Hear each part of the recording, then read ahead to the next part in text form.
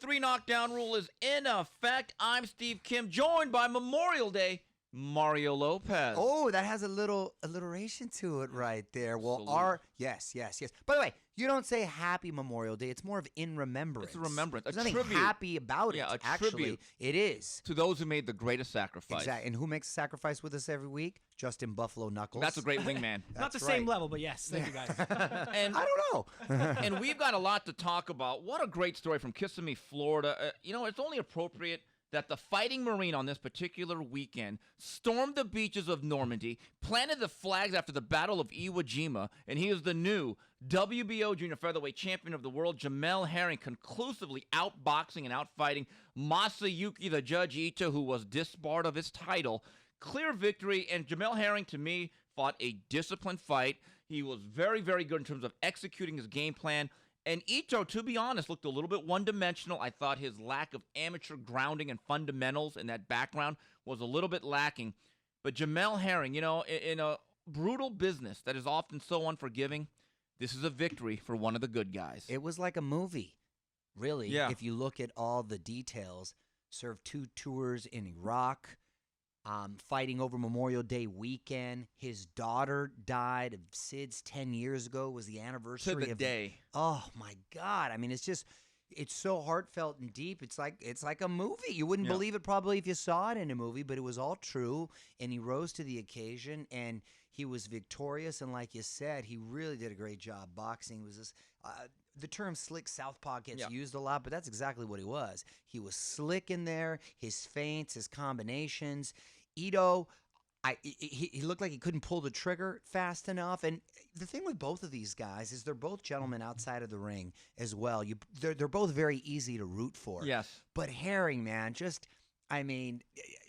for his service with the country, the situation regarding his daughter, and it was just, man, like, bravo. You kind of were really, really happy to see that, and to see ESPN recognize that story, embrace it, and do a piece on it, I thought was awesome. So really, really cool to see that. As far as Ito's performance, he's a guy who's working with Rudy Hernandez. Right. And I thought that would be a great pairing, or it is a great pairing, not that I'm using it in a past tense, but to really sort of accelerate his foray into pro boxing, because he's a guy who Rudy's a guy he's a big fan of, and he knows the game, obviously, and the nuances there. But I think it's going to take time. Yeah.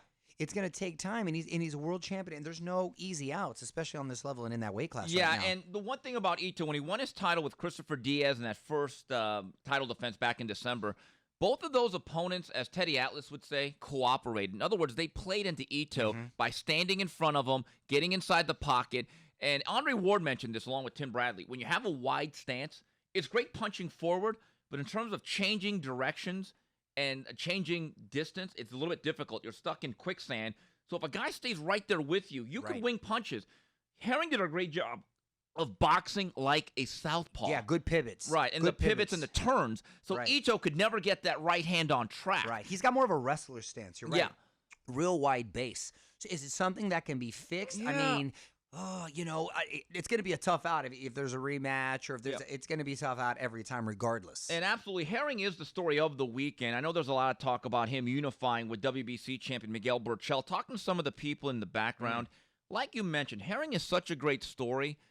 I believe what's going to happen is that Top Rank is going to capitalize on this. And Bob Arum loves a good story. Couple of title defenses. Maybe you go out to a military base, maybe Camp Pendleton, where this fight was originally scheduled for. They're talking about a homecoming fight in New York, where he's from. And when you get a good story like this, I don't know if there's really a rush. Listen, Jamel Herring, still for the most part, is a relatively unknown commodity in the sport. Why not build this? I mean, this guy's a very pleasant personality, very friendly guy. He's everything that really exemplifies the greatness of boxing in terms of the type of people that it attracts. And he's a rare gem. You're right. Is. And I think he should be celebrated. And I hope he gets some big paydays before you put him in with the buzzsaw like Burchelt. So I think Aaron probably or hopefully will take that route. But that is a fight I'd eventually like to see. Absolutely. And I think next year that'll certainly happen. And Jamel Herring, a couple years ago, I called him Chalk. Do you know why? Because after he lost to Dennis Shafakoff on the Darius Miller, people wrote him off. But it goes to show you guys can improve. They can get better. And I believe that this is a feather in the cap of Brian Bomack, McIntyre, and Red because, look, they're always going to be known for Terrence Crawford, right? And, look, a lot of guys can say, hey, look, Terrence Crawford walked into your gym. A lot of people can train him. But to rehabilitate a guy like Herring and to, like, basically develop him and improve him to now he's a world champion, they earned their stripes also. Absolutely. Well, he seems like the perfect guy that you'd want in your stable to train because obviously being a soldier, you know he's disciplined. Yeah. You know you're not going to have to beg him to come to the gym. It's the kind of guy that on paper he would be like the prize pupil. This was a very, very eventful card from Kissimmee, Florida, brought to you by Top Rank. Jose Pedraza stops Antonio Lozada in 9 rounds. Also, some bright young Puerto Ricans really shined on the undercard. Edgar Berlanga. Mario, he's 11-0 with 11 knockouts. None of them have gotten past round 1. So I want to see more because sometimes that can be a little bit of a mirage in the desert due to matchmaking. Also, Henry LeBron and Orlando Gonzalez racked up victories in the best fight of the night. Adam Lopez, the son of Hector Lopez, trained by Buddy McGirt, who we had to reschedule this week, stops Jean Carlos Rivera getting off the canvas in round 7 in what was the best fight of the weekend. But Mario, the performance of the weekend, a kid that opened some eyes and I think took the next step in his development from the zone, from Oxon Hill, Maryland. It was the dazzling Devin Haney stopping Antonio Moran in 7. And Mario, what do I say? It's not if you win sometimes, it's how you win. I was very impressed. He rose to the occasion. He wasn't supposed to be the main event because Alexander Usyk got hurt, and good on Eddie Hearn to keep the card and make Haney the main event. And I'll tell you what I really liked about him is he didn't look overwhelmed by the moment. He looked very composed in there, and he was giving away every sort of physical advantage with height, with length, going up against a tough Mexican kid who was 6 feet tall, fighting at lightweight. Pretty experienced, too. Yeah, who had very experienced, very durable, and the way he was able to break him down, I loved his game plan. Attacking the body, his counter-punching, beating him with his timing, with his jab. I know he worked with Floyd Mayweather Sr., for a while, and he had some glimpses up there. It looks like it. It looked. I mean, there's certain trainers that are perfect for certain fighters. We often mention that Jaime Munguia in his situation, that trainer, as much as we like Alcazar, doesn't look like it's necessarily the best fit for that style. Mayweather Sr. looks like a perfect fit for, you would like to see a little bit more that influence to continue for Haney because the tuck and roll, the reflexes with the counter punching, his footwork, he looked very seasoned. He looked really sharp. Like I said, he wasn't overwhelmed by the moment, and he was in there with a tough customer, and the way he took him out, that's a candidate for knockout of the year. I mean, right there. I mean, this kid looked really good, and I was surprised to learn that he is 3-3 versus Ryan Garcia, but one seems like it really started taking it to the next level, ascending and growing as a fighter, and one started worrying about social media, IG posts, right? So, and Ryan coincidentally put out a picture of both of them in a face-off, clamoring for the fight. It's clout chasing. Yeah, clout chasing, but you got to be careful what you ask for there because you can only cry wolf so many times, and it's going to turn around and bite you in the ass. So I really liked what I saw from Devin Haney. Devin Haney is only 20 years old. That's another thing. That's scary. And he's a kid. Exactly. That's another thing. But he looks very seasoned, very composed, right? Well, he's got a certain maturity. And what's funny about he looked very mature. And he's a very pleasant personality. You could tell his father really raised him well. And one of the few times that I really met him, he comes up to me and goes, hey, what do you have against me?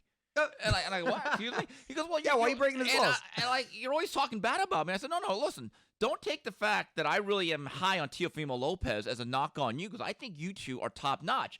So I want to say this to Devin Haney, to take the words of a great Bud Light ad from the 90s. Devin Haney, I love you, man. Remember that commercial? Wow, you went deep. Yeah, but and you speak about Ryan Garcia. Let me bring up Teofimo Lopez. I texted Teofimo Lopez's father. And then you got off the phone about an hour later. Or about an hour later. And I texted him, I said, don't let Devin Haney take your spot. Why are you starting shit? I know. Now you're just I know. stirring up. But- now you're just starting But shit. there's a point You're here. like freaking Andy Cohen on Bravo with the But- Housewives. no, Just stirring up shit. But you know what? But there's a point here. Like you said about Ryan Garcia, look, we don't even know when Ryan Garcia's next fight is. I mean, I talked to people. I said, is Ryan fighting July 13th? And the thing that I keep hearing over and over again, oh, there's issues to work out. Now when it comes to Teofimo, who me and you have been riding, we've been driving the bandwagon, there's personal issues. There's the marriage. There's family strife. There's like, where's he going to train? do you- and all that. Now, with Devin, it's just boxing. I want to go back to Devin for a second right there. But do you think, or how does a dad feel? I don't know if it came up in your conversation with Teofimo married now. He's obviously very, very young to be married. Is he going to be more settled? Is that going to be keep him a little more grounded to where he can focus more on boxing, or does he feel it's more of a distraction? I really don't know. I will say this: coming into that fight, he fights in mid-June or mid-July in Oxon Hill, Maryland. Because of that situation that's going on, he's spending more and more time in New York with his new bride, which is very, very understandable. Well, Bob Arum has taken the step of buying him or renting him another home away from his family's home in Las Vegas so he can have the training camp and be with the father for about 6, 7, 8 weeks. Also, they've gotten themselves a nutritionist that works with Jamel Herring and Team Crawford. So they're trying to right the ship. But when it comes to Devin Haney, all I know is every time that there's time for him to go to work, his IG posts are of him at Snack with Victor Conte honing his body. And you see what's happening now? He's getting his man strength. Oh, yeah, no, he looked good. He looked put together. As a matter of fact, I don't know how much longer he can hang out at 135. Right. He looks like he's bursting out the seams, but that is a fight that I'd really like Oh, to in see. 2 years. In 2 years. Yeah, I don't even know if 2. You think 2? I was They got to thinking maybe build this it. Got to next- pay both Well, guys what they want. Okay. Now, both of them, coincidentally, both have strong fathers who are passionate, Right. and I think that really says a lot, Yes. too, about both of those guys. But I haven't seen anything that discouraged me from Teofimo Lopez yet until I see it in the ring or until I see Agreed. something. So I don't want to put the cart No, before no, the horse. but there's a 'cause I difference. haven't- No, I understand what you're Do saying. I believe 50% of Teofimo can win a belt or two? Yes. But I said to Teofimo's father, I said, listen, we're not striving for you to be good. You're saying yourself, you have the greatest fighter of all time, bro. And that was my impersonation of him. Okay. Oh, we So gotta if work you on want to that. be, if you want to be at that level, Yeah. it's going to take a certain commitment, physically and psychologically. That's all I'm saying. When it comes to Devin Haney, I have absolutely no doubts that it is 24/7, 365 boxing. And this is a kid that grew up very well-to-do. He drives like a $300,000 car. His dad had a lot of money. But it goes to Oh, he show did you. grow up well-to-do. Yeah, he did. He really did. That's even more impressive to Right. show that and- with that hunger. but He boxing didn't need it. is his focus right now. And Yeah. that's what's impressive. It is, and incredibly. I think that. And I was impressed with the performance. Yeah. And I think it's a very exciting division now with these young stars. Great for the sport. Right, and look, and you're saying that him and Teofimo are going to move up in weight to 40 and 47 one day? Well, there's a guy by the name of Virgil Ortiz. He's only 19, 20 years old. So as they It's say, getting exciting. you got future so bright, you got to wear shades, as they say. Saturday night, Madison Square Second Garden, 80s reference. from the Zone for the IBF, WBA, and WBO heavyweight title of the world. Anthony Joshua takes on the destroyer, Andy Ruiz. Mario, quick question. Do you believe Andy Ruiz is any better or worse than Jarrell Miller? Huh. As an opponent or just individually on it? Both. I think Miller would have been a better look as for his debut. In Both New York, yeah. In New York. Promotionally, okay. Physically, I think Yeah. he posed more of a threat.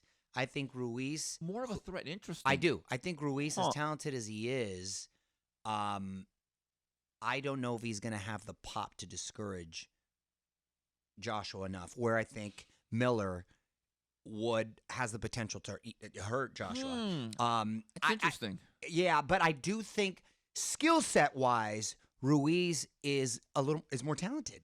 But I think there was more danger with Miller. Make sense? I'll disagree with you on this, though. I think Miller was a bit better physical specimen, and obviously he had help. He was. Well, yeah, then there's that. I mean, he had more pharmaceuticals and CVS inside of him. The other issue is Andy Ruiz has quicker hands, Right. a better jab. And the one thing about Miller, and I've called some of his fights I for think he's CBS a better Sports. boxer. I do. I really Miller do. is a plotter who much of his ability to break people down was walking through fire, being able to take punches. Now, Andy Ruiz, I saw him at the gym about a week and a half ago with Manny Robles. They're working a lot on head movement and slipping the jab and getting inside. Because if he cannot slip the jab, you're right, it becomes a one-sided Right. beating. But if he could breach the airspace, Andy Ruiz is as fluid and as fast a combination puncher as anyone in boxing. Now, No, even I though agree. Even though he has a lack of pop, he can hit you with shots that a lot of guys won't be able to see, though. Well, That's he's the sort of thing. like a little heavyweight JoJo Diaz, right? Where the puts those where I'm saying where he in the sense that he puts those combinations together beautifully. Not a lot of pop on them, but they'll do the job. Yeah. You know, listen, I'm rooting for Ruiz to have a great performance. You know, and my God, if he's able to somehow upset the apple cart here and come away with a dub. Whoa, Wow. the Mexican Rocky? Yes. Are you kidding me? That would be the greatest upset since Tyson Douglas. Andy Ruiz has cashed the lottery ticket by accepting the fight. I had a chance to talk to Andy at the Legends gym about 2 weeks ago. This is what he had to say about his big opportunity. Andy, as you look ahead to your big battle with Anthony Joshua, do you feel like a guy that won the lottery? Yeah, you know, not just the money, but because I have another chance to become the heavyweight champion of the world and the first Mexican heavyweight champion of the world and to make history. I think that's the major lottery right there. Do you feel as though Luis Ortiz is the guy that threw away the winning lottery ticket? Were you surprised that he did not take this opportunity? I was so surprised, but you know what? Things happen for a reason, and they chose me for a reason, so I'm really happy. Let's go back a few weeks. So as the news comes out of Jarrell Big Baby Miller, I think everyone kind of knew at that point that fight was not going to happen. What was the process in terms of you getting informed about that situation, and then what led up to you getting the fight? I think after the good performance on April 20th against Alexander Dmytrenko, I won the fight good. I stopped the fight, so I started harassing Eddie Hearns to give me the opportunity, give me the chance. I could do better than all these guys that he had lined up. So he told me to make some noise, and that's what I did. You know, made some noise. So I kind of promoted this whole thing on my own at first until me, Al Heyman, and my whole team negotiated a deal, and you know, we made it happen. When did you start to believe that, oh my God, I might get this? And as soon as Eddie Hearns wanted to talk to me in person and on the phone, so I was like, oh my gosh, this is real. This could really happen. And, you know, I'll just keep praying and praying that he picks me, and what do you know, I'm here. Did this deal come relatively quickly from A to Z, from you it getting talked about to you signing the contract? Did it feel like a whirlwind? Of course, you know, it was a week and a half negotiation. It wasn't easy, it wasn't hard, it was perfect timing, and you know, I thank God for all the blessings that he's been giving me. Andy, I know that the money is great. You must be making a career high payday. I don't know exactly what you're getting. I'm not so sure it's even our business. But the actual opportunity to win, 3 major belts against who is considered at least the second best heavyweight, if not the best, did that outweigh the money to a certain degree? At some point, you know, but the main thing is to stay focused, stay disciplined, and stick to the game plan. And my eyes on the prize. The eyes on the prize is throwing belts and to make history. How key was it, and how much of an advantage is it for you that, like you said, you fought April 20th, you probably took, maybe a few days off, and now you're right back in the gym. That situation has not happened to you in a very long time. How much better do you feel now having that really short turnaround? I feel good, you know. I took like a week off from my last fight on April 20th, and we got back to the gym. And, you know, I feel sharp, I feel alert, I feel good. My weight is good, my body feels good, so I'm ready for June 1st, whatever happens. You know, a couple weeks ago I spoke to you, and you said, yeah, if there's a heavyweight I can face, it'd be Anthony Joshua. Did you ever think when we spoke about a month ago that 5-6 weeks later it would actually be a reality? At first I didn't think that, you know, but you know, things happen for a reason, and I thank God for all these blessings that he's been giving me, and you know, all this hard work and dedication is finally paying off. So those are the words of Andy Ruiz. And that's another thing. Like, look, I've said this, and I'll say it again. Joshua could be on the cover of Men's and Fitness, Health and Fitness. Joshua looks like straight out of Central Casting. Yeah. That dude looks like the heavyweight champion of the world. Ruiz He should be. is that old line from Great White Hype. I'm in shape. I'm round.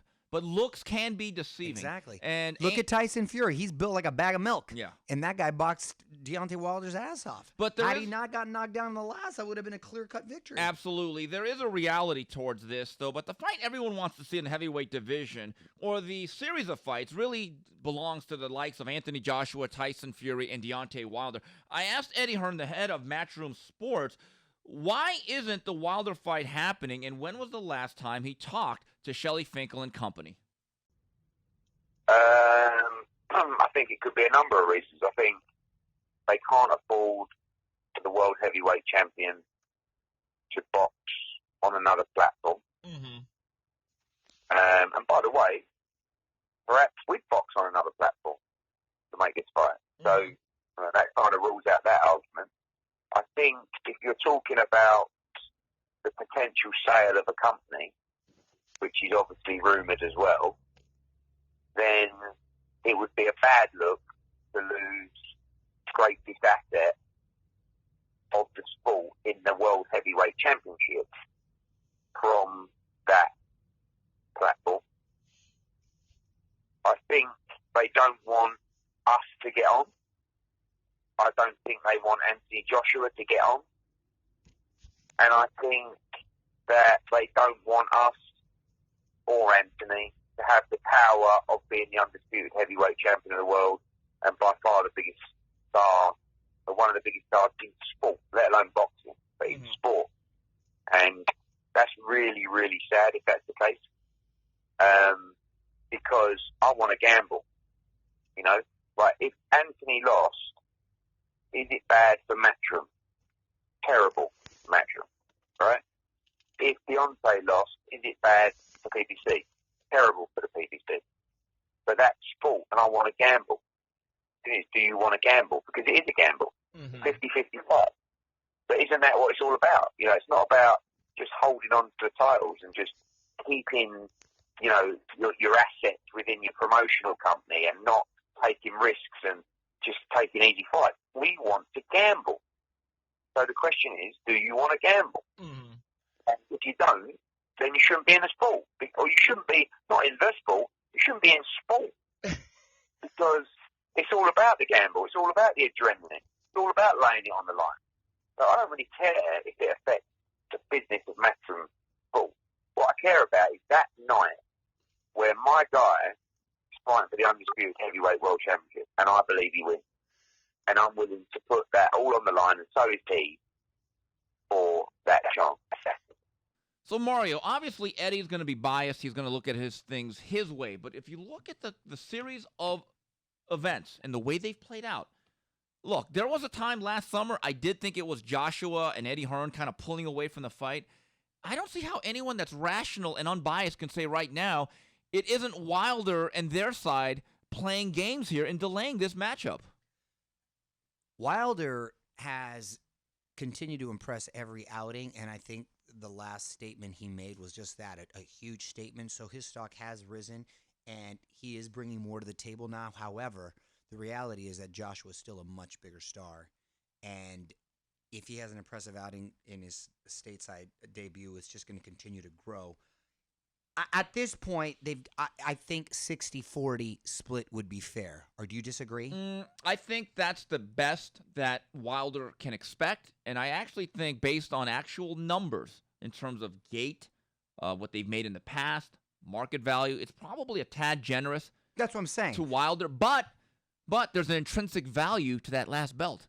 And the fact for Anthony Joshua, look, he wants that last belt, and there's only one fight we really want to see as a heavyweight fan, right? That is Wilder-Joshua. Well, yeah, it transcends, so now the casual fan even is clamoring. But there's other issues involved, but I just find it strange that now basically the deal is being brokered, whatever talks are happening with John Skipper, the head of the zone.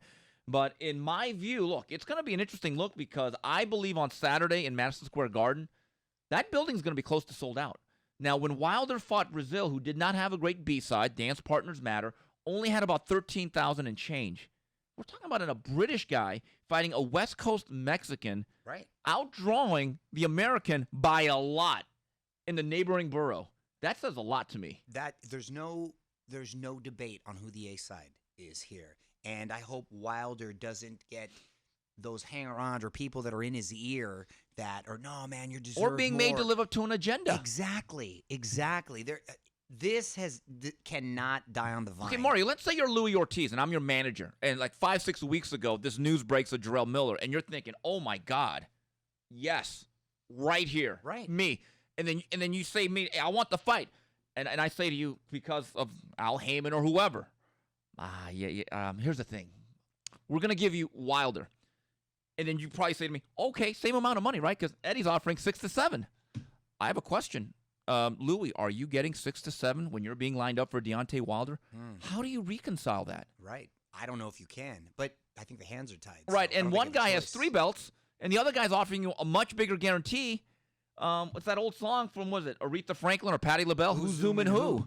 Oh, that was you Aretha enjoying- Franklin. Okay, just thanks. Third 80s reference. Yeah, okay. Go on. Going to the Ask Mario segment of the show from Adam Logan. Going through some classic fights from the 90s and early 2000s. Any hidden gems a la Tony Giroff, etc., you guys can recommend. I got 2 fights. Tony Giroff, I distinctly remember that fight. 2003. You know what's funny about that fight? What I remember about that, too, is I was there during the camp when Tony was training. He kind of trained. Kind of, sort of. It wasn't even, he didn't even put in a full camp. And Did my he man ever? still looked Did great. he He ever? never really, that's what makes him so special. But Giroff, if you remember, didn't sit the entire fight until the last round. Right, which I thought was So symbolic. stupid. Yeah. I don't know why he did that in the last round. And that's when his ass got dropped. Right, But and that one, I distinctly remember that. That was the 2003 Fight of the Year on Yeah. Boxing After Dark. 2 fights I'll bring up. One involving James Toney. It was the 1991 Fight of the Year. And I don't think a lot of people saw it because it was on TVKO on pay-per-view. Michael Nunn? No, Mike McCallum, Oh, the Mike- body Body snatcher. Snatcher. And they went back and forth, and Yes. forth, and it ended up being a very contentious draw.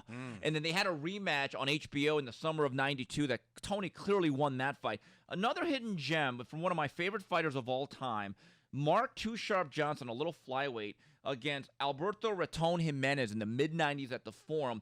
This was a 12-round war. Now, Mark Johnson was a black southpaw, one of the few African-American fighters that Forum Boxing ended up signing. Now, Jimenez was rated top 3 in all the organizations and ended up being a WBO champion at flyweight.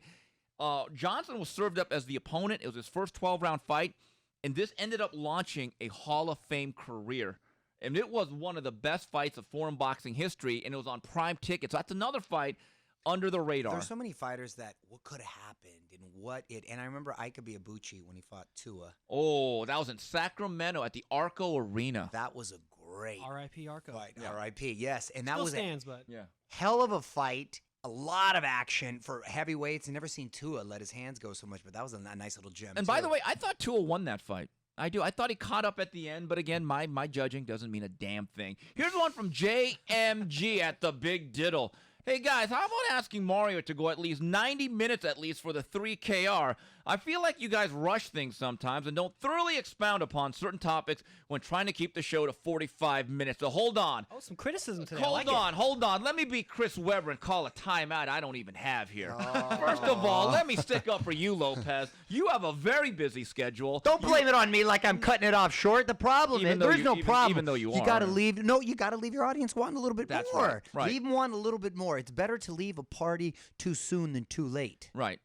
And also, That's listen, the yeah, philosophy and we also stick you by do, here at the and you podcast. do have a busy schedule. I don't know. Quit blaming the shit on me, if Ken. people It was more don't really about know how generous you are of your time to give to the 3 knockdown rule. Look, that's another thing. We never have a set time, Mario. Whatever the show is basically the show. And by the way, no, we don't rehearse. We talk As about most people can we, tell. No, we don't. We literally like, hey, what are we going to talk about? And then we just get keep into it organic as anything at Whole Exactly. Foods. And the Exactly. other That's thing how is, good we are. and the other thing, Mario, like the last 30 minutes of Game of Thrones, the last show, I felt was like, oh god. Wait, hold on. Was this another question, or did No, you just but do one of your I'm just awkward saying, segues? No. Leave them wanting more. 'Cause Right. Even the last Game of Thrones, I was like, a little too long. I thought it was like 15, 20 minutes too long. Well, to don't be- get me started on Game of Thrones. Here's one from Ace of SoCal. If Andy Ruiz shocks the world next weekend, does he go from the destroyer to the man of the people? Is he the Mexican Rocky? I think That's what I said yeah, earlier. He'd be the Mexican Rocky. Him I think fighting well, even having a few moments, would really elevate him. That's in my view. That's exactly it. And honestly, I think that's the best we could hope for. Unless he knocks him out, I don't see him getting the nod. I don't there. either. Let's just be honest. But if he has moments and doesn't get beat up in there, Right. I think his stock raises, and it's a win-win for him. Absolutely. Zach Curley, is it disrespectful to the fans to give Mikey Garcia a second straight pay-per-view at welterweight when the first one was clearly a terrible fight? Maybe even disrespectful to Spence since he washed Mikey and now he's on regular TV for a unification. If I was Spence, I'd probably be a little concerned about the situation. I heard he does have an issue with that. Well, I'm sure he does. You know, it is the fight business, and Mikey does have a loyal following, and he does bring a lot to the table with his the history of him and his family, and he is Mexican. Let's right, just lay right. it out there. But he delivers too. I mean, there's not just that.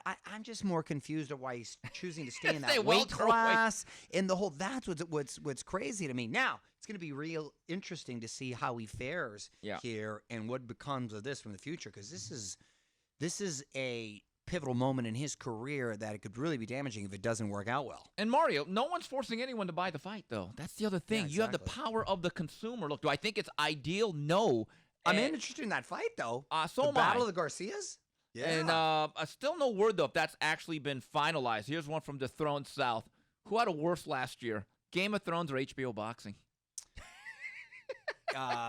HBO Boxing. No doubt. There was still moments on Game of Thrones. Yeah. HBO Boxing, that was just... As someone who went to that last show in December, Oh, dude, that was the worst last episode in the history of last episodes. worse than St. Elsewhere when it was all just a dream. Remember that one? Saying elsewhere. Now you're going early 80s. That's Early too 80s. early. Come yeah, on, the whole man. show, the season, the No one series cares about saying finale, elsewhere, Cam. It turned Move out on. the show was a dream. What, like Yeah. Bobby from the Dallas? Yeah, absolutely. Like in the show? And Really? People were pissed off. Yeah. I bet. Isn't that how Newhart ended too? Newhart was a dream, too. Yeah. Everything's a dream. But look, I think Game of Thrones, as disappointing as it was, Mario, you pointed out consistently, it's such a high bar.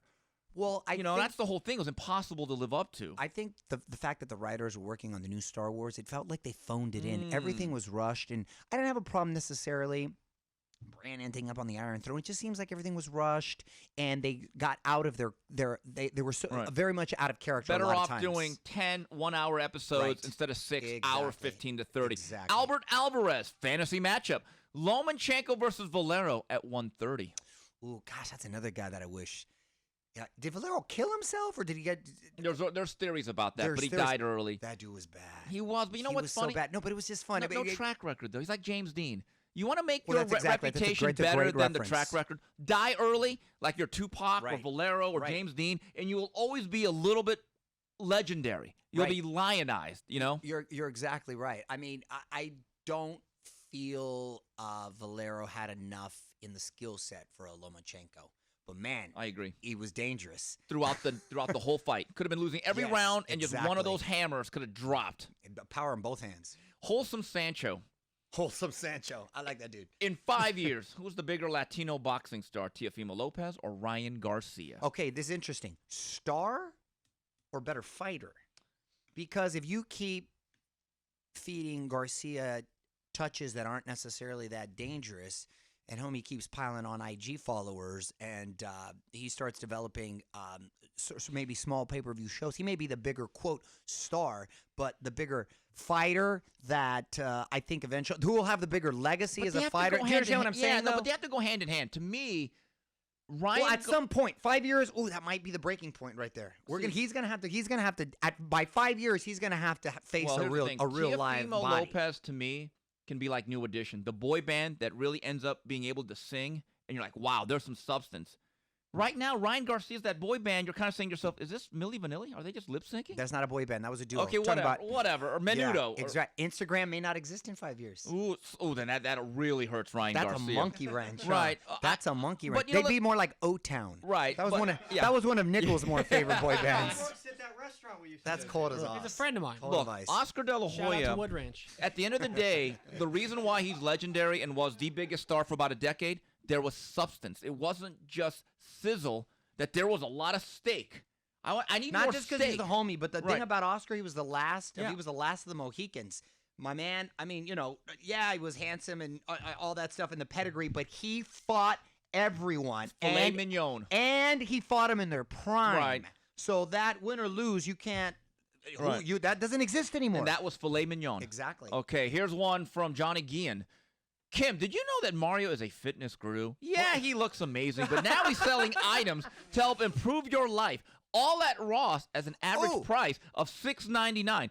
In all seriousness, thanks, Lopez. I needed some new tubes. Oh, I like that, homie. Thanks for the shout out. And yes, there are some great, affordable, really cool quality products at Ross right now with this fitness line, which I'm excited about. So go check it out. You'll get all kinds of great stuff, which will soon be available also at Marshall's and TJ Maxx. But right now at Ross. And you know the thing about Ross is that I love? You can dress for less. Here's one. Try the massage balls. And where's that? The massage balls are key. Oh, I forgot to post that. I need to post the massage balls. And here's a final one from MCECU. Mario, if you were a promoter, would you be doing the same thing as today's promoters are doing, or would you be riskier and put on the fights that the fans want to see? Well, here's the thing, because I, hanging around the sport for so long, having the opportunity to get friendly with these guys, it is so political, like any business, really. Very, more than Congress. Yes. Or the House. It's, oh, man. So it's yes, ideally you want to make, I think you do, they all go into it with the best efforts. But then the reality kicks into the business. Exactly. That's exactly it. And that's unfortunately. It's like every politician. I want to do this. Right. This. Then you take over and you're like, I can't do any of this. Right. Exactly. Your hands get tied and you gotta do what you can. Yeah. So look, here's my only wish is, everyone that's a power broker, from Oscar to Bob and Todd and Eddie Hearn, Al Heyman, just work together once in a while for the good of the game. Throw us a bone. Yes. Moving on to Final Flurries, Mario. This is a buzzkill. One of my favorite shows that has really come on the second season, and I thought, wow, this show is developing. It's going to be around a while. The Chi on Showtime. Great second season. I was hearing that. And my favorite character and storyline is Brandon, played by Jason Mitchell, and the story with his girlfriend, Jerica. It turns out Jason Mitchell last week got fired by everybody for some inappropriate behavior. Jason Mitchell, too, to remind some folks, I'm not familiar with the Chi. He played Eazy-E in Straight Outta Compton. Okay, I don't know if you knew that. You knew that? Yes. Did you watch that? Did we watch that I didn't together? watch it, but I know he was in No, it. that was with Stearns. That's right. Yeah, he did a great job, too. And I've actually interviewed him. Good movie. Yeah, it is good. Oh, and I he was interviewed in him. that King Kong movie we all went to as well. Was he? Was he Yeah. in the King Kong movie? I don't remember him that. But he's actually a nice guy the times I've interviewed him. Just Now- don't take a seat on Delta. Oh, my gosh. That's Do not book a seat and not give it to him, but just saying. Yeah. Well, here's the thing. Since that movie came out, then a lot of great things started happening for him. The Chi, he was going to do this movie with Netflix. Yes. He was doing all this stuff. And I don't know if he started acting a fool, but if it was just one person, then I would have been like, oh, well, you never know. People No, but come on. everyone dropped him like a hot potato. Well, there was multiple Jeez. accounts, which sucks. And then, then there's this video of him on Delta wilding out because when flights get overbooked, I guess he was one of the last He ones was to literally board. in the plane, though. I've never had that's like If you're the last one to board, though, then they go by. even first class. So huh? yeah, and so oh man, he put on quite a scene. Somebody taped the whole thing. It was a bad look, but yeah, that's tough, man. That your whole life just boom changes dramatically. You got to keep your hands to yourself, though. So wow, so Jason Mitchell and his character will be the latest murder victim in Chicago. That's really too bad. Now here's the thing. Now do they write him off the show or do they get another actor? It just won't be the same. You're gonna have to hide and watch, aren't you? Yeah, we'll see. I don't like when characters get killed off prematurely. What about if they don't get killed off? What about like in Three's Company when Chrissy Snow just didn't come back and they put in the two new blondes? Yeah, and it was never quite the same. Never. It wasn't. But did you? Can I tell you when the transition did work for me? Since we're going to stay on Three's Company, Mr. Roper. Yes, when it went from Roper to Furley, I liked them both. I liked them Furley was both good. equally. Yeah. Did you like them both equally? That was a great show for about 8 Who'd years. you prefer, Furley or Roper? Furley. No, Roper, and I'll tell you why. Well, you went back and forth. on me Because right now. I'll tell you why with Furley. When he went that look to the camera. Yeah, because he'd always rip on his wife and then laugh at his own jokes and look right at the camera. I know. I thought that was hilarious. It was Roper hilarious. was great. It And was Roper would make hilarious. like these jokes that you couldn't make today. Norman Fell. Yeah, you couldn't make That was those his name, the jokes actor Norman today. Fell. Mario, you finally caught up to Billions. Do you Yes. agree with me that this last season it had surpassed Game of Thrones in quality? This particular season, I was more amped up to watch Billions than I was Game of Thrones. I do. Wow, I do. That's a bit bold statement. That guy there. must be around our age, the head writer, the showrunner right there, because all the fight references, the music references, Yeah. the movie quotes, all I'm like, he's got to be around. They're all around. It's like He either listens to the podcast and gets all because they're incorporated into the script. He's such a smart writer. A lot of boxing. But the movies, the 80s, all in everybody's vernacular. It's really, really cool. It's such a smart, well-written show, and damn, the acting is good right there. But all the characters are so good. Spiro. What'd you think of that dude's funny? That guy's What'd you awkward. think about the professional cuddler that's offered? That's a real thing. Man, in New they York. really broke down Wagner. Wagner's a hard man. Wags reminds me of a homie of mine. Really? Gil the Monster. He does. Wow. My wife even says that. Physically. Wags was very vulnerable at that moment. He needed it's a a great hug. show. If you haven't checked out Billions is is solid. the relationship between Bobby Rhodes and Wendy, is it over? It looks done. Put a fork in it. Bobby, you mean Chuck Rhodes? Chuck Rhodes. Chuck, you're the wife? Yeah. And That looks over. Looks over, man. They got kids, so they're not going to throw in the towel that quick. What I was concerned with, and I hope they didn't go there, because it looks like they were about to get romantic with Wendy Rhodes and yeah, that Axe. would I didn't ru- want that that to would ruin the great thing dynamic. about I didn't ruin the dynamic, so let's hope that doesn't happen. Yeah, Mario, Memorial Day. What'd you end up doing yesterday? Dude, I've been working. This is the second weekend in a row. What? I've worked both Saturday and Sunday. I've got 2 more weekends, Saturday and Sunday, that I'm working. I'm doing that pool show, Supersize My Pool. Yes, how's that going? Dude, You diving right into it? Nah.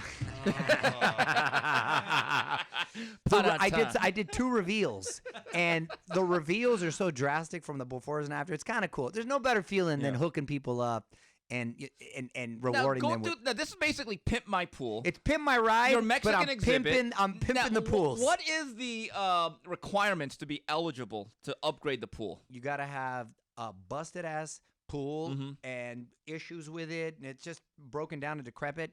And you have to have a family. Like all my single friends are like, "Yo, I ain't hooking your come ass on, up." yeah. But you got to have kids that want to. So we're doing 4 episodes this summer, and hopefully we'll do more. But it's a lot of fun. I think people are gonna, people like those kind of HGTV shows. Okay, yesterday, me and Tino, our guy that does social media, puts up our shows on YouTube. We drove down to Indio at the Boys and Girls Club, spent the whole day with trainer Joel Diaz and his Good for boys. you. And did some work there. They have about 10 fighters, all from Uzbekistan, Kazakhstan, from that part of the world, managed by, Alik Frolov and our good friend Vadim Kornilov. And the 2 guys that were in camp yesterday training is a guy by the name of Bektamir Melikuziev. They call him Bek the Bully. And then Israel Madrimov, who's a 2-0 middleweight that we like. Let me just tell you, those guys look like the real deal. Wow. I believe they're going to go places. Then we went to Joel Diaz's house, spent some time there. Joel Diaz needs to come in here because he can tell some stories. Joel Diaz is one of the most underrated personalities in boxing, and if he's ever in town, he certainly has an open invite, and that's what I was doing. And Nichols, it begins Thursday.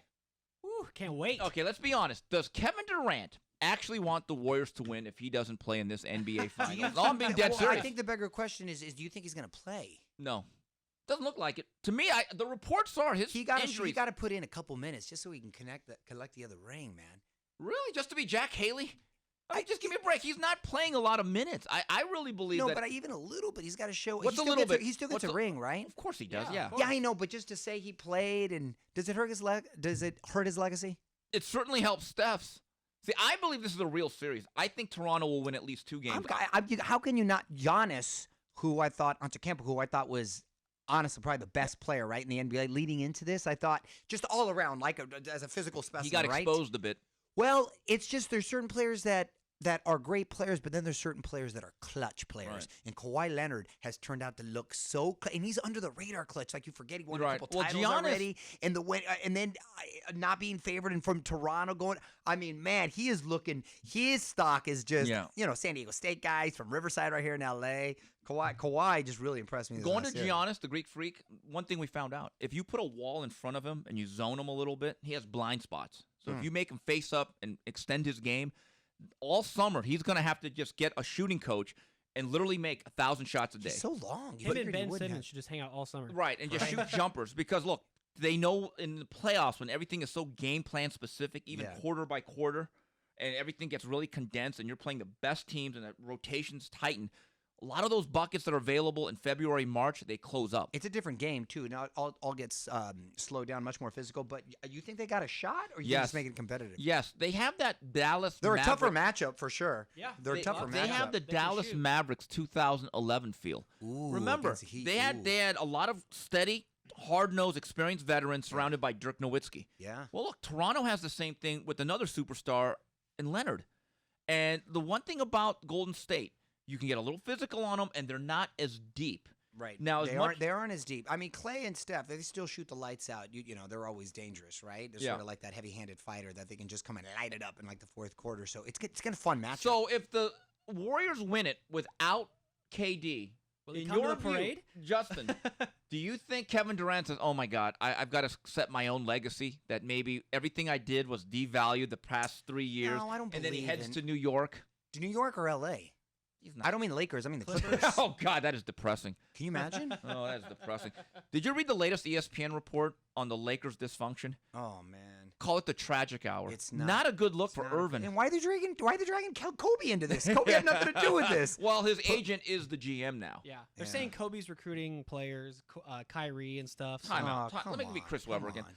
Kobe couldn't recruit players during the last 5 years of his run. Exactly. Now he's not even management, and now he's the magnet. This thing is a bust. It's gonna be a hot crash. mess, dude. But I will say, Does LeBron make it back? Does he assemble a team to make it back? oh, he'll be back. Look, I really believe. Look, we have to be realistic. If LeBron does not get injured, this team probably makes the playoffs. When he actually got injured for that spell right after Christmas, Lakers were in 4th place. They have some nice parts. They've also given up nice parts. But the key for LeBron is to get another Kawhi Leonard type of superstar, right? Or Paul George type. Yeah. Do you really think they're getting them based on this I know. organization? No, I think it's gonna be a bad look. So Justin, 5 or 6 games. I know he's very confident. Oh, 5 games. 5. Wow. 5. I'm looking 5 forward to it. games. I'm looking forward to it. It's gonna be interesting. I want to end on one fun story. Yes. This made my day when I read this. Did you know that Sylvester Stallone kept the 2 turtles from Rocky, Cuff and Link? Yes, those turtles are now 44 years old. Still kicking, huh? Yes. Wow. I don't know. Turtles live that long. Yeah, 44. How You know why, awesome, though? Basically dude! your age. That's exactly You know right. why? The turtles and I are the same. You know why? No, 'Cause- because anybody who's watched Rocky, because he's bringing Adrian home from and he bought him And from Butkus Adrian. just disappeared No, after oh my Rocky God, I'm gonna get to II. Butkus in a second. Yeah. But when he says my 2 my 2 exotic animals I was telling you about, Cuff and Link. Yeah. 44 years later. Wow. Can you believe? saw Or they're that- 44 years old. They made a cameo in Creed. Very too. good, Yeah. Frazier. They made a cameo in Creed too. Butkus, he couldn't afford to feed him. The bull mastiff that he that had was a was big beautiful, dog. so he had to sell What? Butkus. Yeah, and I forgot what he No, sold he him bought for. him back. No, well, I know, but he What, sold him Sylvester for Stallone wasn't making $4,000? good money after Rocky? 400. Give me a really? $40? No, he sold them. That's right. He sold them for $40. And guess what? After the screenplay, he wanted Butkus back, right? Because he got money. So he went to the guy who he sold him for. The guy sold him back to Stallone for $1,500. Yep. Flip my Oh, dog. 15,000. I'm sorry. Flip my Took it till dog. I 15,000. like that. Yeah, Pit my dog. Exactly. 15,000. Supply and demand. But anybody, and he said, by the way, it was worth every penny. Yeah. That was my favorite story. I gotta post that story, right? Yeah. Cuff and Link are still alive. You know why turtles Can live you so believe long? that? You know why they live so long? They take it slow. They don't. They don't. enough for you. They don't. They don't exert themselves. They chill. They're always in a shell. Dude, isn't They're that they're always always in a shell. Isn't that a We great have hit our story though? limit. For any Rocky fan though, isn't that a great story? That is a great story. Butkus is no longer with us. Rest in peace. Rest in peace, Butkus. You're a But good Cuff dog. and Link Cuff are and still Link. hanging out there. My daughter at one point asked me for a turtle. Damn, that's a lifetime investment. Yeah, it really is. I don't know about that. Then She you go goes to off to college. college. I gotta stay with No, the she can turtles. take- she can take I them don't to know about colleges, that. right? Can't she? I don't know. Anyway, I just love that All story. right, before I bust another really bad but funny joke, we're going to get out of here. Come on. All right, on behalf of Mario Lopez, this is Steve Kim. Oh, and can't forget Justin Buffalo Knuckles. This is Steve Kim saying goodbye, everybody.